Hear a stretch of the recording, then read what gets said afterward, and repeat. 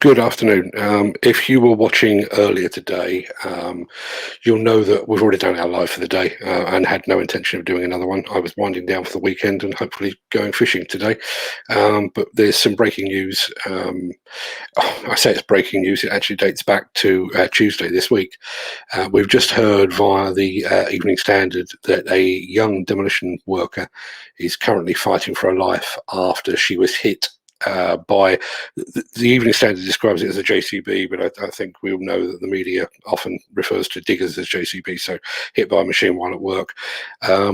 Shannon Brazier apparently is 20 years old and from Dagenham in Essex, and the reports suggest that she's got a brain injury, severe damage to facial bones, a broken back, and she's currently in a coma on life support at the Royal London Hospital. The report says that she was airlifted to hospital after being struck at a site in Southend-on-Sea on Tuesday afternoon. So it's taken a while for all of this to grab the headlines. I think I can probably bring you a photograph of the young lady in question now. Yeah, that apparently is Shannon Brazier, according to the Evening Standard. Just still reading the report here, detectives apparently are investigating and have arrested a 55-year-old man on suspicion of grievous bodily harm. It's an assumption, but my guess is that's going to be whoever was operating the machine at the time. All I can do really is look at what the Evening Standard report is saying. Her cousin Scarlett Smith has said this has been a shock for the entire family. We still don't know exactly what happened. Shannon apparently is much older than her years, really mature and looks after everyone in the family. She's a most wonderful, beautiful person. Every day we are praying that she'll be able to wake up. We're all devastated. She has two young siblings, Riley of 18 and Bailey of 11, and they've only been allowed very short visits to the hospital because of the COVID-19 restrictions. Not entirely sure what to say about this. I'm just reading down. As I say, I've hit the go live button just because just wanted to react to it, really. Yeah, look, it just gets more tragic the more you go on.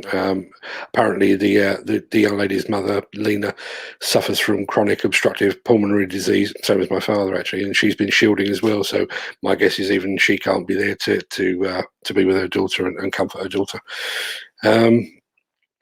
Apparently, Essex police said a 55-year-old man has been arrested. Okay, we knew that. Has since been released under investigation. A spokesman for Ace Demolition said the company was working with police and the health and safety executive. Again, making some fairly big leaps here, but it sounds like Ace Demolition, who I don't know, in fairness, it sounds like they are the company involved. And as far as I can tell, Shannon herself is a demolition worker. No confirmation of whether she's actually an employee of Ace Demolition. As I say, this is breaking news, and I'm literally reacting to it as I read it. Apparently, the family has started an online fundraising campaign to help pay for the cost of hospital visits and bills. Once I finish going live, I will add the link to that fundraising campaign live. I think it's only right and proper that Demolition News makes a contribution to that, which I will be doing just as soon as I get off the live. Yeah, it's a tragic turn of events. It always is whenever there's an accident or a fatality, and particularly with somebody so young, and also at a time when we're all trying to encourage young women to join the industry. The circumstances really don't matter at a time like this. The important thing is that somebody has been very, very seriously hurt on a UK demolition site, which is a tragedy, obviously, for her and for her family, but also for the company involved.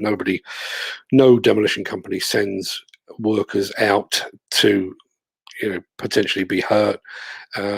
Ashley, thank you very much for that comment. I just had a comment here from Ashley Shrapnel. Hope she's making a strong recovery. Yeah, you and me both, Ashley. Not really sure what else I can add to that. As I say, once I've recorded the video and put it up online, I will add a link to that fundraising campaign in the hope that we can, as an industry, club together and try and make life a little easier for the family, at least financially. Not a great deal we can do in terms of support and that kind of thing, apart from encourage and be there for the family in the long run. Not really a huge amount I can add to that. Just an absolute tragedy.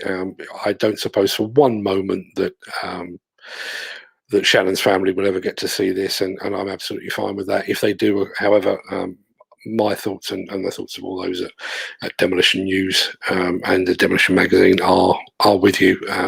We will do our very best to spread the word on your fundraising campaign, and I'll just leave with saying we really hope that Shannon makes a full and speedy recovery, and that you're all safe and well. And we'll update the industry as we receive updates ourselves. But in the meantime, not much more I can add. So I always end these broadcasts with the same words, but I think today, given what we're reporting on, please stay safe, look after yourself, look after your friends, your family, and your colleagues. I'll be back hopefully with some more upbeat news at some point next week. Have a good weekend. And as I say, thoughts are with Shannon and her family. Thanks for watching.